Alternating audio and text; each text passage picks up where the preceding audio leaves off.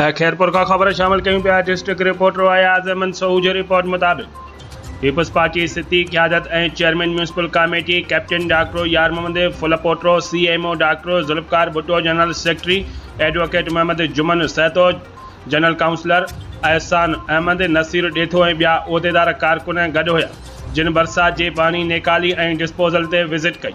उन मौके ते चेयरमैन डॉक्टर यार मोहम्मद फुलपोट्रो चयो त खैरपुर म्यूनसिपल इंतज़ामिया ऐं पीपल्स पार्टी जा वर्कर, जनरल काउंसलर पूरी टीम मुकमल तौर ते साथ ॾेई रहिया आहिनि।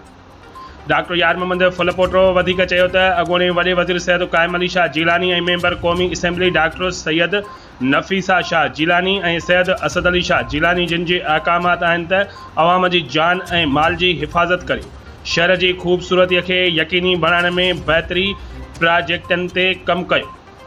हुन चयो त सिटीअ में क़ाइमु डिस्पोजल हली रहिया आहिनि ऐं उन्हनि जी मार्केटिंग